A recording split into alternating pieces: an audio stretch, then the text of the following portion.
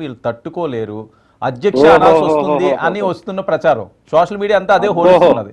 అబ్బో వాళ్ళు వాళ్ళ వాళ్ళ గతంలో వాళ్ళు చేసినటువంటి శాసనసభ కార్యక్రమాలు చూస్తే ప్రజలకు కూడా దడబుట్టింది.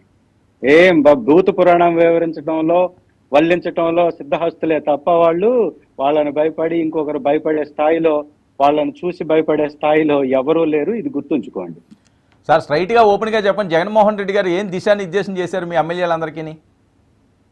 సార్, ప్రతిపక్షం గొంతు వైఎస్ఆర్ కాంగ్రెస్ పార్టీ యొక్క గొంతు అసెంబ్లీ సాక్షిగా వినపడాలి. అదే మా ఉద్దేశం. ప్రజా సమస్యల మీద పోరాటం చేయడానికి తగిన సమయం కావాలి. ఈ రాష్ట్రంలో జరుగుతున్నటువంటి అన్యాయాల మీద, ఆర్థిక దోపిడీ మీద, దళారీ వ్యవస్థ మీద మాట్లాడాలంటే ఖచ్చితంగా తగిన సమయం కావాలి. 175 మంది ఎమ్మెల్యేల్లో ఒకరిగా జగన్మోహన్ రెడ్డి గారిని కానీ ఈ కూటమి ప్రభుత్వం చూస్తే అన్ని అంశాల మీద మాట్లాడే అవకాశం ఉండదు. కాబట్టి ప్రతిపక్ష హోదాని డిమాండ్ చేస్తున్నాం. కోర్టును కూడా ఆశ్రయించాం. కోర్టు ద్వారా కానీ గవర్నర్ గారి ద్వారా కానీ ఒక మంచి నిర్ణయం వస్తుందని ఆశిస్తున్నాం. జగన్మోహన్ రెడ్డి గారు కొంతమందిని ఫేస్ చేయలేక ఈ రోజు అసెంబ్లీ బహిష్కరించారు. సార్, జగన్మోహన్ రెడ్డి గారిని ఫేస్ చేయలేక వార్డులు పారిపోతున్నారు. మేము ఫేస్ చేయగలం కాబట్టి మేము ప్రతిపక్ష హోదా ఇవ్వమని అడుగుతున్నాం. ఇవ్వమని అడిగేవాడు ధైర్యవంతుడా, ఇవ్వకుండా పారిపోయేవాడు ధైర్యవంతుడా? ఇది ఆలోచించండి. సో హోదా లేకపోతే మీరు వెళ్ళరు, అంతేనా? హోదా ఉండాలి కాబట్టి అడుగుతున్నాం. మా హక్కు అది. ప్రశ్నే లేదు, లేకపోతే అనే ప్రశ్నే లేదు. కోర్టులు ఖచ్చితంగా మాకు తగినటువంటి సమయం ఇప్పిస్తాయి. తప్పుడు మీడియా వ్యవస్థలు కలిగినటువంటి వారు ఆ విధంగా ప్రచారం చేస్తూ ఉంటున్నారు. వైఎస్ఆర్ కాంగ్రెస్ పార్టీ అడుగుతుంది వాళ్ళ ఆస్తులు అంతస్తులు కాదు, మా హక్కును అడుగుతున్నాం. ఈ రాష్ట్రంలో ఉన్న ఏకైక ప్రతిపక్ష party YSR Congress party. YSR Congress party ప్రతిపక్ష పార్టీ కాదా ఒకసారి చెప్పమానండి. ఈ రాష్ట్రంలో 6% ఓట్లు ఉన్నటువంటి వ్యక్తిని పక్కన డిప్యూటీ చీఫ్ మినిస్టర్ని కూర్చొని పిఎస్సి చైర్మన్ ఇచ్చి 42% వచ్చినటువంటి వైఎస్ఆర్ కాంగ్రెస్ పార్టీని రోడ్డు మీద నిలబెడతారా? ఇది ప్రజాస్వామ్యమా? ఇది ప్రజాస్వామ్యబద్ధమైనటువంటి పరిపాలన?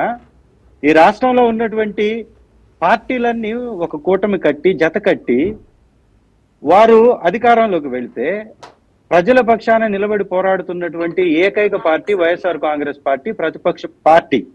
మరి ప్రతిపక్ష పార్టీని ప్రతిపక్ష పార్టీ హోదా ఇవ్వమని ఏమని అడగాల?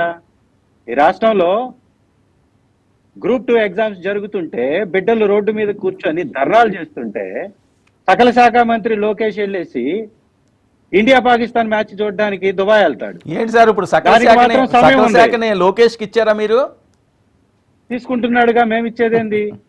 తనే నిర్వహిస్తున్నాడు కదా. ఏకంగా చంద్రబాబు నాయుడు గారి యొక్క శాఖను కూడా, ముఖ్యమంత్రి శాఖను కూడా తనే తీసుకుంటున్నారని తెలుస్తుంది. ఈ మధ్యకాలంలో వార్తలు వస్తున్నాయి. అన్ని మంత్రులు చంద్రశేఖర్ గారు వాళ్ళు చెప్పేది ప్రజలే మీకు ఆ ప్రతిపక్షం అనేది, ప్రతిపక్ష పాత్ర మీకు ఇవ్వలేదు, మీరు ఆ ఓట్లు తెచ్చుకోలేదు, ఆ సీట్లు తెచ్చుకోలేదు, ఏ మొహం పెట్టుకుంటూ అడుగుతారు? మీరు రండి, మీరు వస్తే అవకాశం అడిగి తీసుకోవాలి తప్పించి మేము అది ఇస్తేనే వస్తాము అని చెప్పి ప్రజలే మీకు మ్యాండేటరీ ఇవ్వనప్పుడు మీరు ఎలాగ అడుగుతారు? మీకు మేమెందుకు ఇవ్వాలి, రాజ్యాంగంలో లేదన్నది వాళ్ళ వాయిస్. సార్, మేము ప్రతిపక్షం అంటే ఏంటి, అసలు ప్రజాస్వామ్యం అంటే ఏంటి ఈ కూటమి ప్రభుత్వానికి తెలుసా అని అడుగుతున్నాం. ప్రజాస్వామ్యం అంటేనే అధికార పక్షంతో పాటు ప్రతిపక్షం ఉండడం. మరి ప్రతిపక్షమే లేకుండా చేసి అధికార పక్షమే అన్ని చేస్తూ ఉన్నప్పుడు ప్రజాస్వామ్యం ఎక్కడున్నట్టు?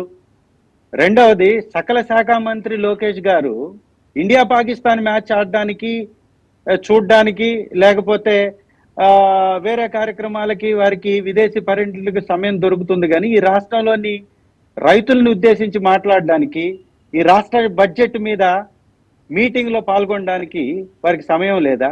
మాకు వైఎస్ఆర్ కాంగ్రెస్ పార్టీకి వచ్చిన ఓటింగ్ ఎంత సార్?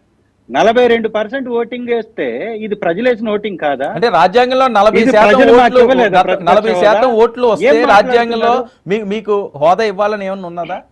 ప్రతిపక్ష రాజ్యాంగంలో ప్రతిపక్ష పార్టీ లేకుండా రాజ్యాంగానికి విలువ ఉంటుందా? అసలు ఆ రకమైనటువంటి చర్చ ఎందుకు జరపరు మీరు? ఈ రాజ్యాంగంలో, భారత రాజ్యాంగంలో ప్రతిపక్షం ఉండాలి అనేటటువంటి చర్చ ఎందుకు జరపరు? ఈ రాష్ట్రంలో 175 నియోజకవర్గాల్లో ఉన్న గెలిచిన 11 మంది ప్రతిపక్ష ఎమ్మెల్యేల యొక్క